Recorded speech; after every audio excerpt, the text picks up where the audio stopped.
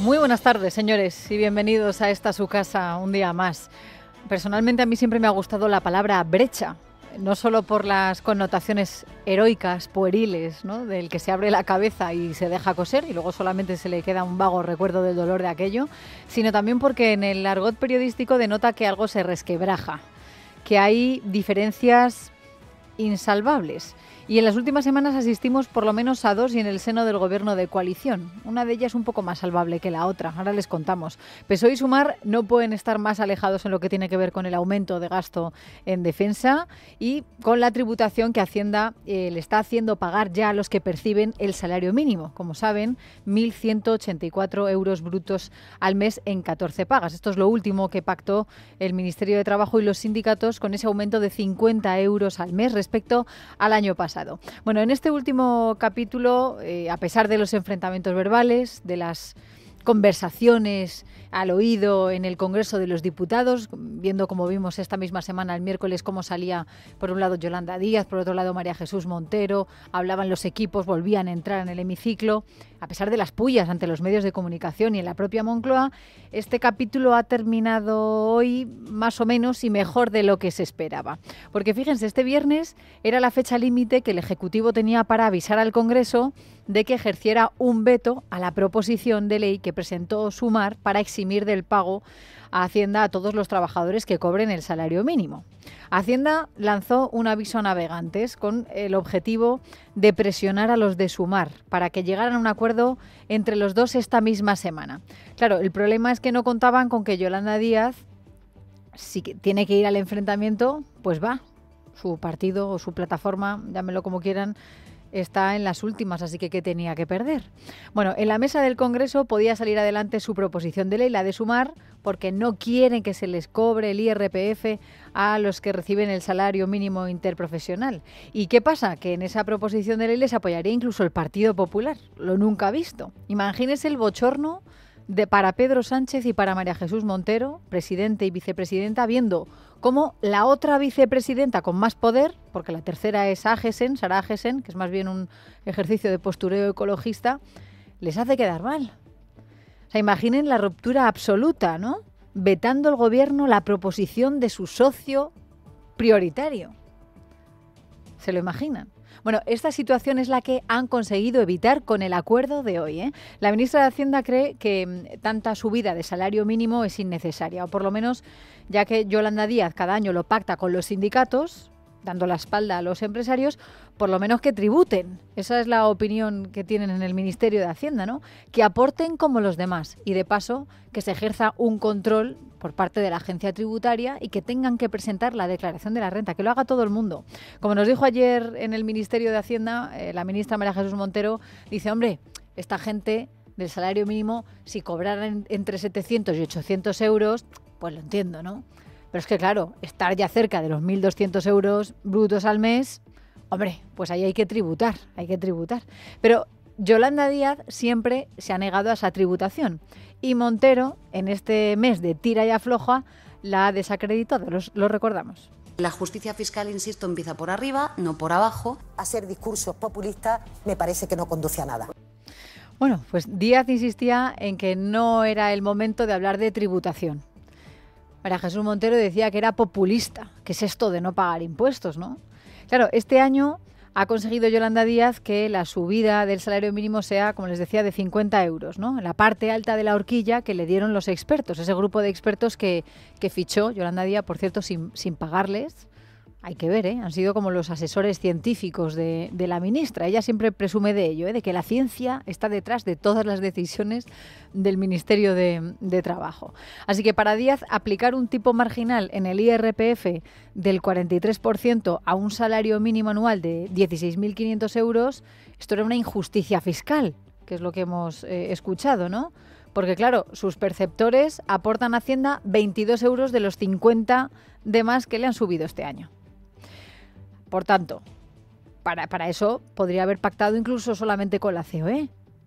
La COE, que se levantó de la mesa y se acabaron las negociaciones, terminó las negociaciones con sindicatos y con el gobierno precisamente porque la subida era demasiado. O sea, 50 euros al mes.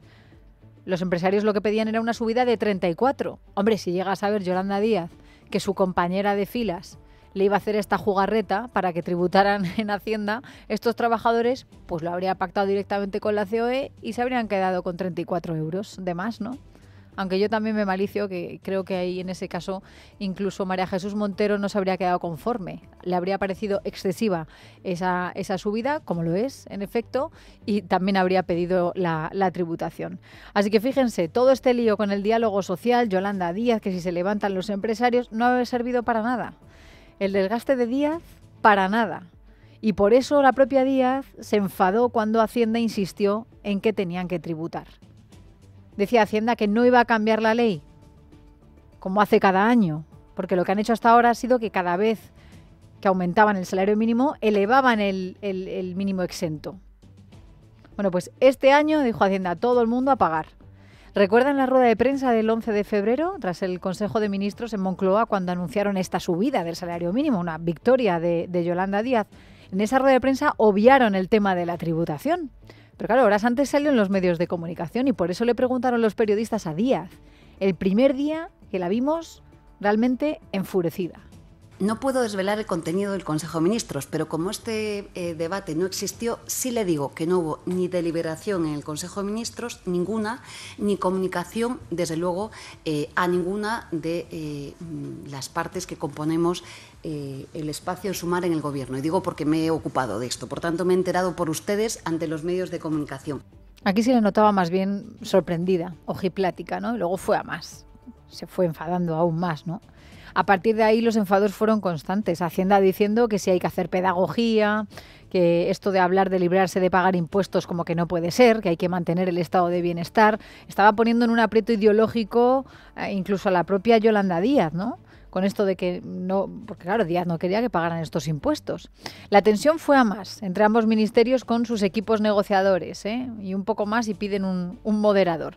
Díaz, por tanto, no quería hablar de tributación, pero que sí, decía, si hubieran seguido elevando el mínimo exento, dice, pues Hacienda habría dejado de recaudar entre 1.500 y 2.000 millones de euros. Esto nos dice Hacienda, ¿no? Según los datos de ese ministerio, el 80% de los perceptores del SMI no tendría que tributar tras la subida, porque ellos ya se están beneficiando de muchas deducciones en la declaración de la renta, y el 20% restante, que son 480.000 personas, sobre todo son solteros y sin hijos, pues tan solo lo harían por unos 20 euros, ¿no? Que es lo que antes les contaba que Díaz no quería.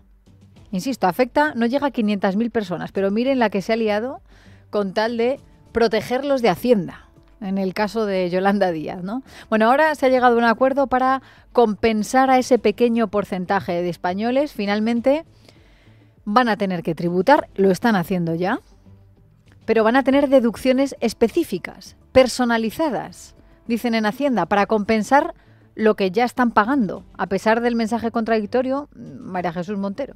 Que en el año 2025 los trabajadores que perciban solo el salario mínimo interprofesional no tendrán que tributar. Así que una buena noticia.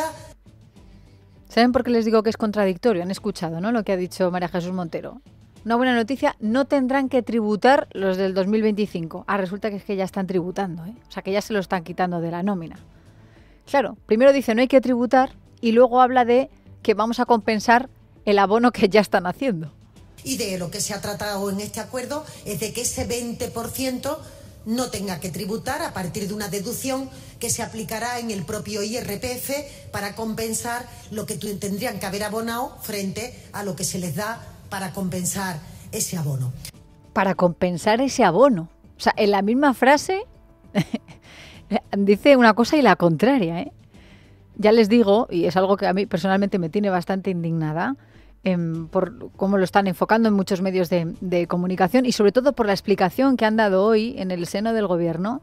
Esto de que no tienen que tributar, no, están tributando, tienen que tributar en el 2025. Otra cosa es que luego se lo devuelvan, porque eso es lo que han diseñado en el día de hoy. Pagar tienen que pagar, pero después tendrán que presentar la declaración de la renta Y ahí es donde se les aplicará esas deducciones. Queda muy bonito, decir, no, son deducciones específicas, personalizadas, claro, como si usted o yo cogemos nuestra carpeta con los papeles de todo el año, las facturas, y nos vamos a Hacienda para que un técnico nos ayude a hacer la declaración de la renta. Es eso mismo, es prácticamente caso por caso, que cubrirá el 100% de la tributación del IRPF, fenomenal, pero primero se lo quitan de la nómina. Después, si usted no presenta la declaración de la renta, eso que se quedan desde Hacienda. Esto es algo que, bueno, creo que es muy importante insistir en ello, claro, aquí hay una cosa también, un punto clave en la negociación, porque para que hubiera un acercamiento se ha inventado el Ministerio de Hacienda estas deducciones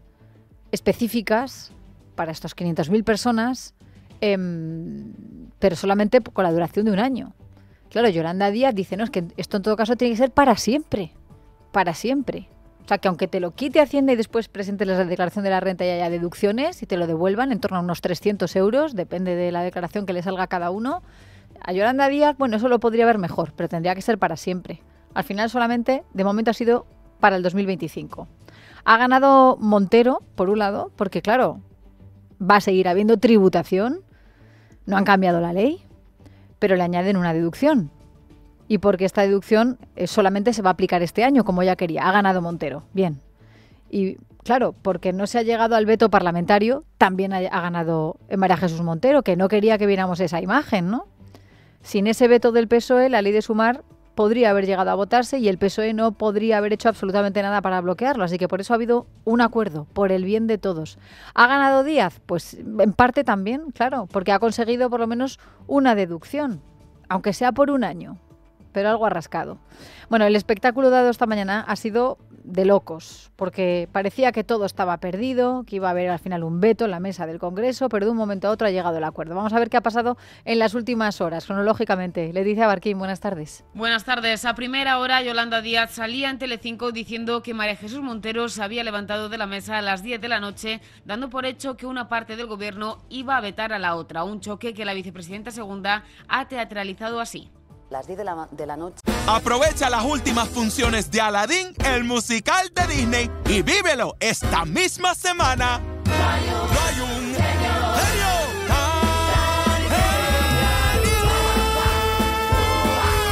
Consigue ya tus entradas. Producido por Stage Entertainment. Ella dio la instrucción de levantarse de esa mesa. No me he levantado yo, ni mi equipo, ni mis responsables de la negociación. Digo esto porque esto es clave, de tal manera que la ciudadanía tiene que saber que hoy a las 10 de la mañana hay una mesa y ahora ya estamos en manos de los vetos que vaya a practicar el Partido Socialista. Unas palabras que denotan una negociación tormentosa y por supuesto imposible de reconducir, pero nada más lejos de la realidad, ya que apenas una hora más tarde Hacienda y Trabajo anunciaban que habían alcanzado un acuerdo. Es decir, Yolanda Díaz ha protagonizado una nueva escenificación que ella utiliza como patrón de conducta habitual para evidenciar grandes rupturas que luego no llegan a ser tal. Por lo que después de anunciar el acuerdo y retirar su proposición de ley en el Congreso, el tono de la vicepresidenta segunda del Gobierno ha cambiado. Hoy no he hablado con ella, pero ayer sí, y los equipos, porque desde que me he levantado no hemos parado, creo que ninguna de las dos, y desde luego le daré las gracias, lo hago también ahora en público, y desde luego la gratitud, porque, insisto, el estar en el Gobierno sirve para esto. Unas declaraciones que ha dado en La Sexta después de que la ministra de Hacienda, María Jesús Montero, se haya congratulado por el acuerdo alcanzado. Desde su gabinete, que ha mantenido una postura mucho más discreta respecto a las negociaciones, nunca consideraron que las conversaciones estuvieran rotas, insinuando que ya sabían que el acuerdo sería alcanzado. Sí, claro, por supuesto, siempre que hay un acuerdo y siempre que logramos dentro de los dos partidos del Gobierno avanzar cuando tenemos diferencias previas en una misma posición, yo creo que todos nos tenemos que felicitar y efectivamente creo que es un buen día para felicitarnos por este acuerdo del salario mínimo. El acuerdo de PSOE y Sumar ha coincidido con el veto presentado por los socialistas en la mesa del Congreso a las iniciativas de Podemos y Partido Popular que buscaban eximir de tributar a los perceptores del salario mínimo. Un veto que ha sido traído en mano y sin estar recogido en el orden del día, lo que para los populares ha supuesto una imposición y un atropello. Fuentes parlamentarias confirman que el PSOE lo registró el veto ayer a las 19:03 de la tarde y que los miembros de la mesa no tienen acceso a tal registro hasta un día después, afeando que esta estrategia del gobierno les ha imposibilitado leer y analizar los documentos. En Podemos por ahora han optado por el silencio después de que ayer Yone Belarra acusara a Yolanda Díaz de ceder con Pedro Sánchez en todo. Claro, bien interesante, ¿eh? La pregunta también es ¿para qué todo este espectáculo? Ya no el de hoy, sino el del último mes, para que al final hayan llegado a este acuerdo a medias. Claro, en el Partido Popular, desde luego, creen que todo esto ha sido un teatrillo. Maite Loureiro. El presidente del Partido Popular, Alberto Núñez Feijóo, ha escrito en X criticando el cambio de postura de Sumar y de Yolanda Díaz, a la que acusa de preferir el sillón a defender sus ideas. La secretaria general Cuca Gamarra decía desde Sevilla que lo ocurrido esta mañana es un paripé. Después de todo este sainete y de haber demostrado ser dos fantásticas actrices, tanto María Jesús Montero como Yolanda Díaz, lo que han acordado hoy significa que se va a seguir pagando el impuesto sobre la renta por parte de aquellos que cobran el salario mínimo interprofesional. Para Yolanda Díaz también vale más el sillón de la Moncloa que proteger a aquellos que cobran el salario mínimo interprofesional. Y que para María Jesús Montero solo hay una misión: seguir recaudando a toda costa. Declaraciones en la inauguración de la interparlamentaria, en la que Feijóo va a aprovechar para celebrar sus 3 años a frente del PP y donde además se van a abordar propuestas económicas, de defensa o del campo en plena coyuntura internacional. Bueno, este es un asunto del que hablaremos un poquito más tarde, a partir de las 6 en el tiempo de la tertulia. Luego les contaremos también qué es lo que opinan los sindicatos, porque claro, esto es una parte importante del acuerdo del salario mínimo, pactado con Yolanda Díaz, y les han dado la espalda directamente. Les han dado la espalda, no están muy contentos en el día de hoy. Bueno, la brecha que sí sigue más viva que nunca es la relativa al esfuerzo económico que los países europeos vamos a tener que hacer en materia de defensa. La opinión de la vicepresidenta tercera, Yolanda Díaz, ya nos la sabemos de sobra, ¿no? No quiere más inversión, no quiere llegar al 2% del PIB, no solo por el no a la guerra, sino también porque rearmarnos con celeridad dice que solamente lo podemos conseguir comprándole armas a Estados Unidos y que eso va en contra de la autonomía estratégica. Bueno, esta mañana ha sido así de poco precisa en la idea que ella tiene para rearmarnos. Saben que así no lo dice. Ella habla de mejorar la seguridad.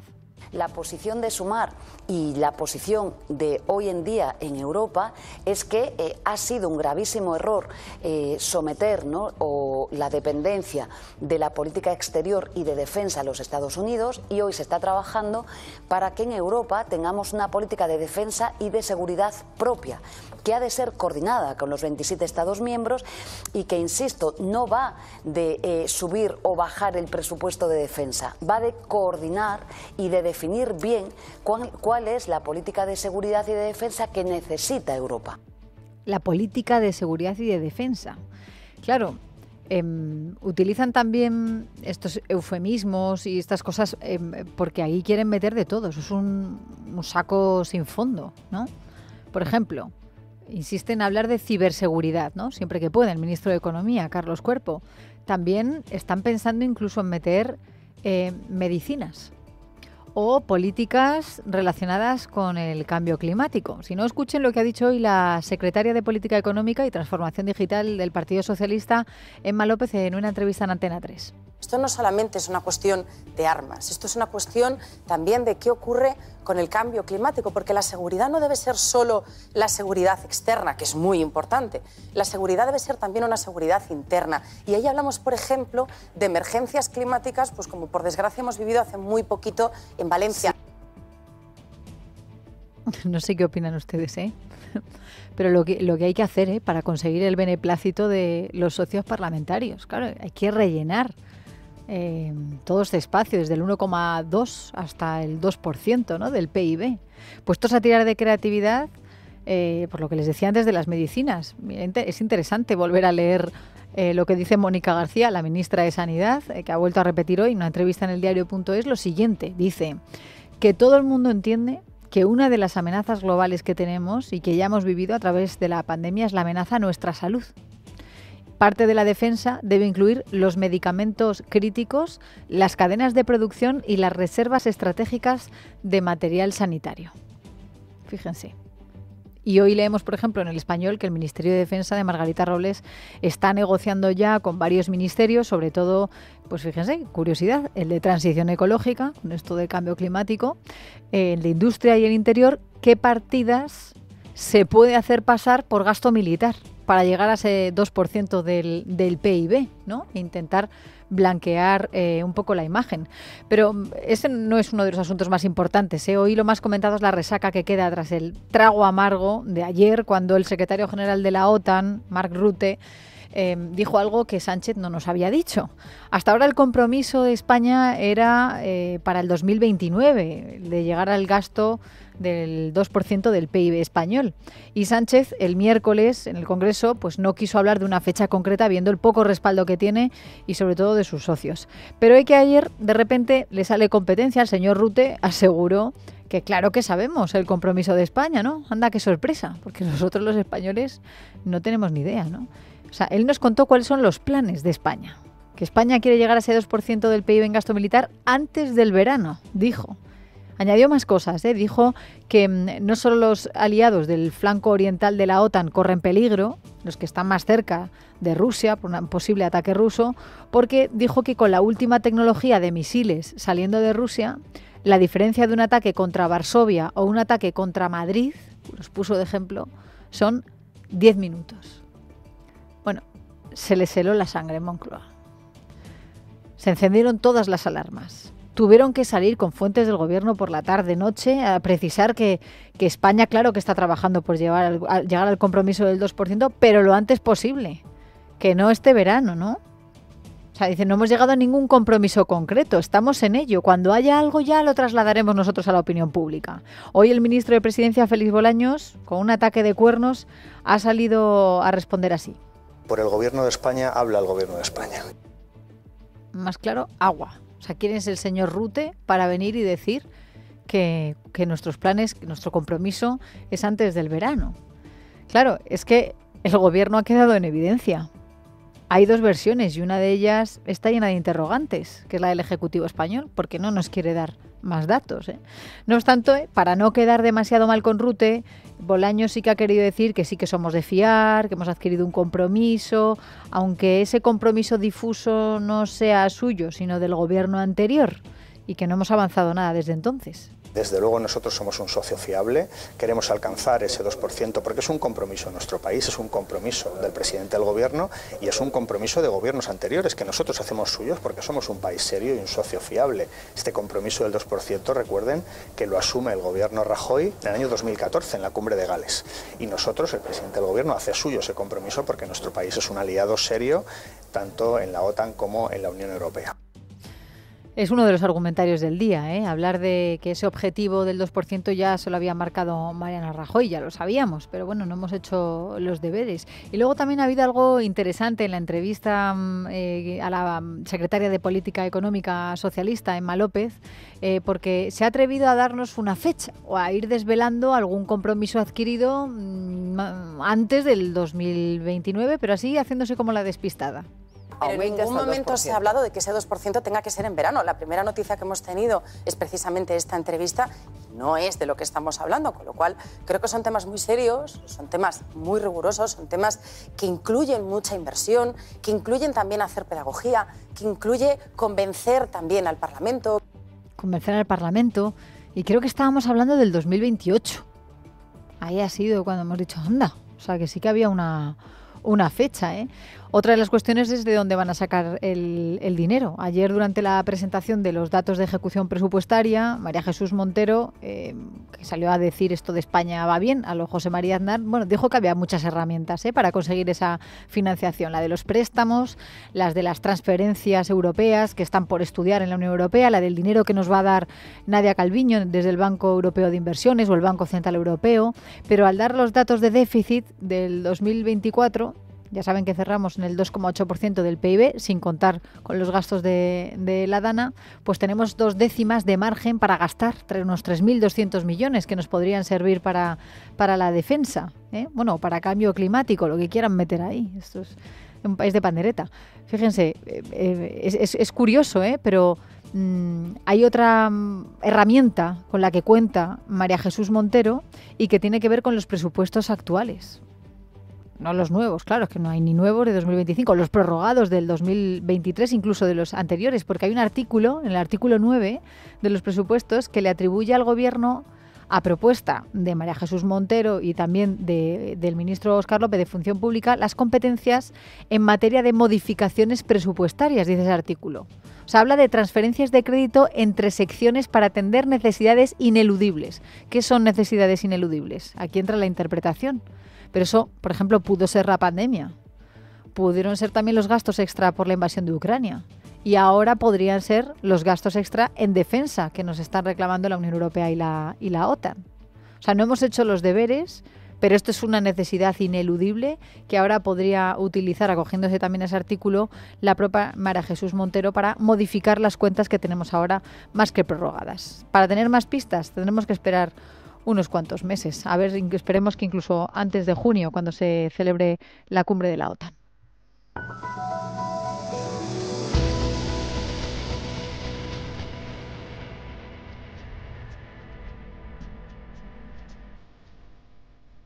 Y así llegamos hasta las 4:26, las 3:26 en las Islas Canarias. Un buen momento para resumir otras noticias interesantes de esta jornada. Ángeles Hernández, ¿qué tal estás? Buenas tardes. Buenas tardes, Leticia. La Audiencia Provincial de Badajoz ha rechazado los intentos de archivar la causa contra David Sánchez, hermano del presidente del Gobierno, al considerar que la investigación judicial sigue en fase activa. Los magistrados desestimaron los recursos interpuestos por varios imputados contra las diligencias ordenadas por la jueza Beatriz Viezma, titular del juzgado de instrucción número 3 de Badajoz, quien amplió las pesquisas para esclarecer presuntas irregularidades en la contratación del hermano del mandatario, Miguel Ángel Pérez. Buenas tardes. Un auto de 24 páginas de la Audiencia Provincial de Badajoz, al que ha tenido acceso Libertad Digital, señala que en los recursos no se alega propiamente por la parte apelante que con la práctica de las diligencias acordadas por la titular del Juzgado de Instrucción número 3 de Badajoz, Beatriz Viezma, se vulneren derechos fundamentales o no se respeten las leyes. Debemos, pues, entender que no puede obstaculizarse la labor investigadora propia del juez de instrucción con la interposición de continuos recursos si no se observa una auténtica vulneración legal. No vamos a entrar en los concretos motivos que el recurso introduce para negar participación respecto a cuántas personas menciona y se pronuncia el auto, penetrando en una dinámica de contradicciones y afirmaciones indeseables en este momento procesal.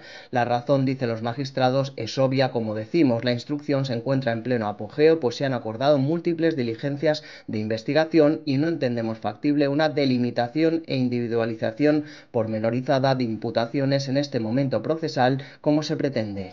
Y ojo, porque el Tribunal Superior de Justicia de Cataluña pide al Gobierno el indulto parcial para Laura Borràs y suspende su ingreso en la cárcel. La expresidenta del Parlamento catalán fue condenada a 4 años y medio de cárcel en 2023 por adjudicar contratos a dedo a un amigo.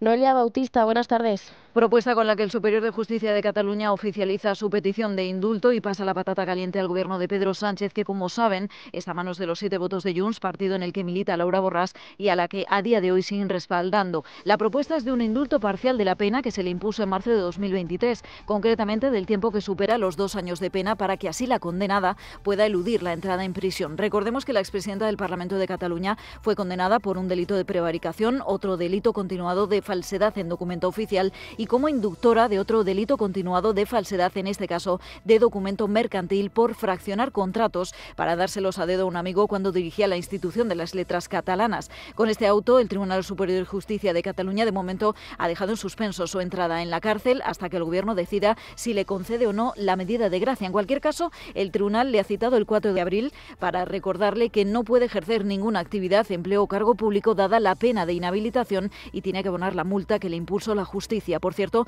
que este tribunal ha suspendido también la entrada en prisión de los otros 2 condenados por esta misma causa. Y hablando de tribunales, el Tribunal Superior de Justicia de Cataluña también ha absuelto a Dani Alves del delito de agresión sexual por el que el año pasado fue condenado a 4 años y medio de cárcel. El ministro de Justicia, Félix Bolaños, sin hacer valoración de dicha resolución, se ha referido a la Ley de Eficiencia Judicial. En España hoy la sociedad española no tolera agresiones sexuales a las mujeres, no tolera comportamientos vejatorios, machistas contra las mujeres, y por eso las mujeres están perdiendo el miedo y denuncian. Y eso que hay procedimientos judiciales, sobre todo cuando son mediáticos, que no son fáciles para las mujeres, que revictimizan a las mujeres. En la ley de eficiencia vamos a apostar muy claramente por la especialización de los jueces y juezas que juzguen delitos de violencias sexuales. Por otra parte, el secretario general del PSOE de Madrid, Óscar López, ha tachado de salvajada institucional que el gobierno de Isabel Díaz Ayuso haya decidido no invitar a nadie del gobierno central. Esta decisión viene tomada después de que el Ministerio de Defensa haya impedido que ese día tenga lugar la tradicional parada militar en la Puerta del Sol, que lleva más de 40 años celebrándose.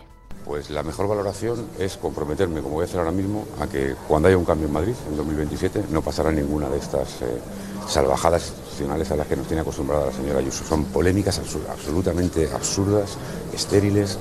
Yo creo que Madrid necesita lo contrario, necesita normalidad institucional, necesita entendimiento. Por último, fuera de nuestras fronteras, gran terremoto de magnitud de 7,7 que ha tenido lugar en el noroeste de Birmania y al que minutos después le ha seguido otro de magnitud 6,4. Ya tenemos el primer dato oficial tras el terremoto, desgraciadamente 144 muertos y 732 heridos.